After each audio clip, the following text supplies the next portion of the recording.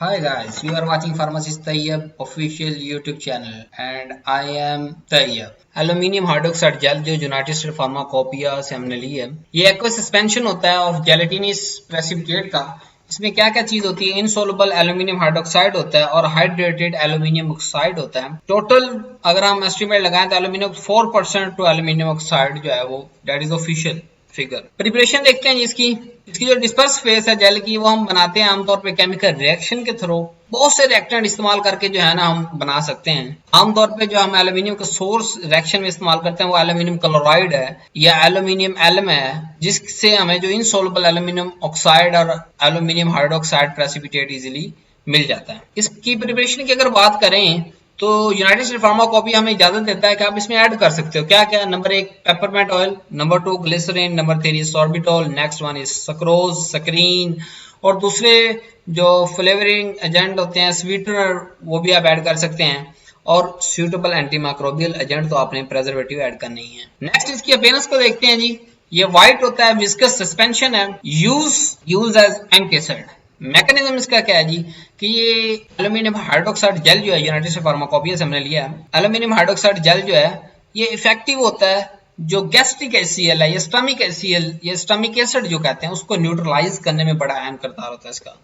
Number 2 ये क्योंकि gelatinous preparation है, नंबर और विस्कस है, इनसोलुबल करैक्टर है, इस वजह से जो स्टमक के अंदर या गैस्ट्रिक पूरे ट्रैक के अंदर जहां जहां अल्सरेटेड पार्ट मौजूद है, इन्फ्लेम्ड पार्ट मौजूद होता है, वहां पे ये कोट बना लेता है। तो क्या होता है, और एसिड उसको डैमेज नहीं कर रहा, स्टमक एसिड कोट मौजूद है ना, जख्म पीछे कोट के मौजूद है, लेकिन और मजीद वो जख्म खराब नहीं हो रहा। क्या होता है कि आहिस्ता आहिस्ता हीलिंग स्टार्ट हो जाती है उस जख्म की, उस अल्सर की। तो जैसे जैसे जो है वो अल्सर रिकवर होता जा रहा, हम इसकी यानी कि हम इसको इस्तेमाल करते हैं प्रॉपर 1 2 3 4 मंथ के लिए, तो क्या होता है कि वो अल्सर आहिस्ता आहिस्ता खत्म हो जाता है। इन प्रॉपर्टीज के लिए पेप्टिक अल्सर और हाइपर एसिडिटी, यानी अगर आपके अंदर एचसीएल ज्यादा बन रहा है, स्टमक एसिड ज्यादा बन रहा है, तो हम इसको यूज करते हैं ताकि हमारा स्टमक डैमेज ना हो। नेक्स्ट इसका डिसएडवांटेज देख लेते हैं कि अगर ज्यादा इस्तेमाल किया जाए तो कॉन्स्टिपेशन हो जाती है जी। डोज देख लेते हैं, आमतौर पे हम 10 ml इस्तेमाल करते हैं, तकरीबन 4 से ज्यादा टाइम एक दिन के अंदर इस्तेमाल करते हैं। खाने के बाद आपने इस्तेमाल करना है और स्लीप के वक्त भी इस्तेमाल कर सकते हैं, लेकिन 4 से ज्यादा दफा आपको 10 ml लेना पड़ेगा।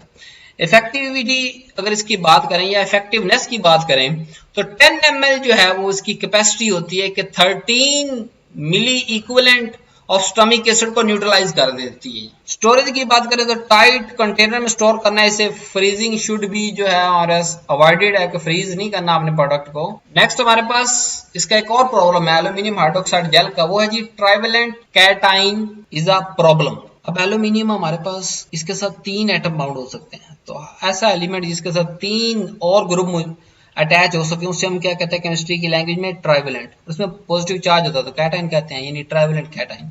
अब ये ट्राइवेलेंट कैटाइन होने की वजह से टेट्रासाइक्लिन की बायोअवेलेबिलिटी, यानी अगर हम टेट्रासाइक्लिन एक ही पेशेंट दोनों चीजें ले रहा है तो टेट्रासाइक्लिन की जो बायोअवेलेबिलिटी और दूसरे जो बायोटिक्स एंटीबायोटिक्स उनकी बायोअवेलेबिलिटी को डिस्टर्ब करता है। ये हमें किस तरह पता चलता है? क्लिनिकल इसका इंडिकेटर है AUC, area under the curve अगर कम होना स्टार्ट हो जाए, यानी इन दोनों ड्रग को जब हम इस्तेमाल करते हैं तो क्या होता है कि टेट्रासाइक्लिन का एरिया अंडर द कर्व कम हो जाता है। इसका मतलब यह है कि उसकी डोज जो है वो कम अब्सॉर्ब हो रही है, कम सिस्टम तक जा रही है। नेक्स्ट हमारे पास है जी क्यों कम जा रही है? ड्रग जेल के ऊपर एब्सॉर्ब हो गई है। जब ड्रग जेल के ऊपर एब्सॉर्ब हो जाएगी तो जेल अंदर एब्सॉर्ब नहीं होगी गैस्ट्रिक ट्रैक्ट से, स्मॉल इंटेस्टाइन से जब एब्सॉर्ब कम होगी तो उसका एरिया अंडर द कर्व भी कम आएगा, उसके थेरेप्यूटिकल आउटकम भी कम आएंगे। तो यही बात याद रखने की है कि ये जो इंटरेक्शन है ये क्लिनिकल सिग्निफिकेंट तो नहीं है, यानी इसके बहुत ज्यादा कोई साइड इफेक्ट तो नहीं है, लेकिन थेरेप्यूटिकल इसके आउटकम की हमें नजर रखनी पड़ेगी कि अगर टेट्रासाइक्लिन के थेरेप्यूटिक आउटकम नहीं आ रहे तो हमें फिर उस पर तवज्जो देने की जरूरत, उसकी ऑब्जर्वेशन अंडर ऑब्जर्वेशन रखेंगे हम। तो हम करेंगे क्या, अगर थेरेप्यूटिक आउटकम नहीं आ रहे तो हम टेट्रासाइक्लिन या जो भी दूसरी एंटीबायोटिक हम एल्यूमिनियम हाइड्रोक्साइड के साथ इस्तेमाल कर रहे हैं उसकी मिकदार बढ़ा देंगे, एल्यूमिनियम हाइड्रोक्साइड की मिकदार नहीं बढ़ाएंगे, सिर्फ दूसरी की, ताकि अगर कोई थोड़ा बहुत एब्सॉर्ब भी हो जाए जेल के ऊपर, थोड़ा बहुत कम एब्सॉर्ब भी हो, अमाउंट ज्यादा होगी, डोज ज्यादा होगी, तो वो कवर हो जाएगा उसके अंदर और जो थेरेप्यूटिक डोज जो है वो बॉडी को डिलीवर हो जाएगी। Thanks for watching, Allah Hafiz.